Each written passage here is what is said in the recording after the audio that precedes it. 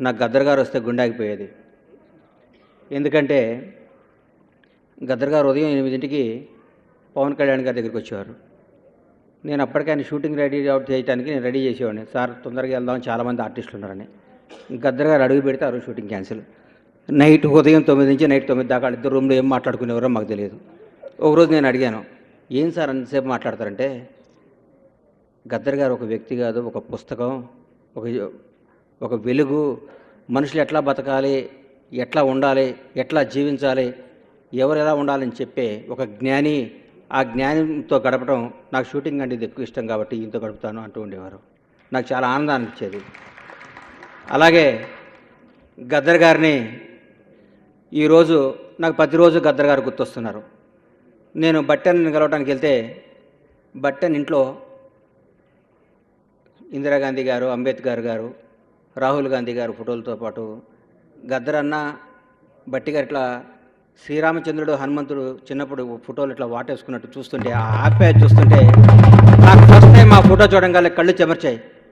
నిజంగా ఒక బంధం ఇట్లుంటుందా, ఒక ప్రేమ ఇట్లుంటుందా, ఇదేంది ఒక తండ్రి కొడుకుల బంధమా, ఒక అన్నదమ్ముల బంధమా, ఏం బంధం ఇది? ఆ ఫోటోలో ఒక లైవ్నెస్ అంత అద్భుతంగా చూసుకున్నాను. ఈ ప్రతి ఒక్కళ్ళకి ఆయన మీద ఉన్న గౌరవాన్ని బట్టి గారు చూపిస్తుంటే నాకు కడుపు నిండిపోయింది. అలాగే గత 10 సంవత్సరాలు 2014 తెలుగు రాష్ట్రం విడిపోయినాక గత ప్రభుత్వం మా సినిమా రంగంని ఎప్పుడు ఎక్కడా పట్టించుకోలేదు. ఎప్పుడు ఏ రోజు కూడా గద్దర్ గారిని గేటు బయట పెడితే గత ప్రభుత్వం, మా ప్రభుత్వం గద్దర్ గారిని ప్రజల గుండెల్లో పెట్టింది. గుండెల్లో పెట్టుకొని సినిమా కళామ తల్లికి శాశ్వతంగా గద్దర్ అన్న అవార్డు పేరును ప్రకటించడం, మా ప్రజా ప్రభుత్వానికి, గౌరవ ముఖ్యమంత్రి రేవంత్ రెడ్డి గారికి, ఉప ముఖ్యమంత్రి బట్టి విక్రమార్క గారికి హృదయపూర్వకంగా సినిమా రంగం తరఫు నుంచి కృతజ్ఞతలు తెలియజేసుకుంటున్నాను. గద్దర్ అన్న, మీరు మా గుండెల్లో శాశ్వతం, మీ పాట శాశ్వతం, మీ మాట శాశ్వతం, మీ ఆశయాలు శాశ్వతం. జోహార్ గద్దర్ అన్న. Thank you. నాకు గద్దర్ గారు వస్తే గుండె ఆగిపోయేది. ఎందుకంటే గద్దర్ గారు ఉదయం 8కి పవన్ కళ్యాణ్ గారి దగ్గరికి వచ్చేవారు. నేను అప్పటికే ఆయన షూటింగ్ రెడీ అవుట్ చేయడానికి నేను రెడీ చేసేవాడిని. సార్ తొందరగా వెళ్దాం, చాలామంది ఆర్టిస్టులు ఉన్నారని. గద్దర్ గారు అడుగు పెడితే ఆ రోజు షూటింగ్ క్యాన్సిల్. ఉదయం 9 నుంచి నైట్ 9 దాకా ఇద్దరు రూమ్లో ఏం మాట్లాడుకునేవారో మాకు తెలియదు.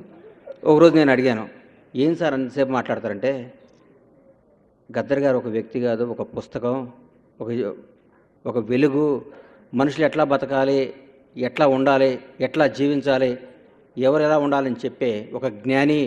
ఆ జ్ఞానంతో గడపడం నాకు షూటింగ్ అంటే ఇది ఎక్కువ ఇష్టం కాబట్టి ఈయనతో గడుపుతాను అంటూ ఉండేవారు. నాకు చాలా ఆనందాన్ని ఇచ్చేది. అలాగే గద్దర్ గారిని ఈరోజు నాకు ప్రతిరోజు గద్దర్ గారు గుర్తొస్తున్నారు. నేను బట్టెని కలవడానికి వెళ్తే బట్టెన్ ఇంట్లో ఇందిరాగాంధీ గారు, అంబేద్కర్ గారు, రాహుల్ గాంధీ గారు ఫోటోలతో పాటు గద్దర్ అన్న, బట్టి గారు ఇట్లా శ్రీరామచంద్రుడు, హనుమంతుడు చిన్నప్పుడు ఫోటోలు ఇట్లా వాటేసుకున్నట్టు చూస్తుంటే, ఆ ఆప్యాయత చూస్తుంటే నాకు ఫస్ట్ టైం ఆ ఫోటో చూడంగానే కళ్ళు చెమర్చాయి. నిజంగా ఒక బంధం ఇట్లుంటుందా, ఒక ప్రేమ ఇట్లుంటుందా, ఇదేంది ఒక తండ్రి కొడుకుల బంధమా, ఒక అన్నదమ్ముల బంధమా, ఏం బంధం ఇది? ఆ ఫోటోలో ఒక లైవ్నెస్ అంత అద్భుతంగా చూసుకున్నాను. ఈ ప్రతి ఒక్కళ్ళకి ఆయన మీద ఉన్న గౌరవాన్ని బట్టి గారు చూపిస్తుంటే నాకు కడుపు నిండిపోయింది.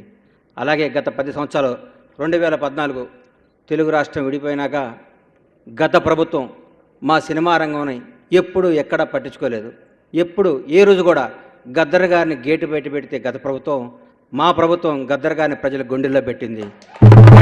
గుండెల్లో పెట్టుకొని సినిమా కళామ తల్లికి శాశ్వతంగా గద్దర్ అన్న అవార్డు పేరును ప్రకటించడం, మా ప్రజా ప్రభుత్వానికి, గౌరవ ముఖ్యమంత్రి రేవంత్ రెడ్డి గారికి, ఉప ముఖ్యమంత్రి బట్టి విక్రమార్క గారికి హృదయపూర్వకంగా సినిమా రంగం తరఫు నుంచి కృతజ్ఞతలు తెలియజేసుకుంటున్నాను.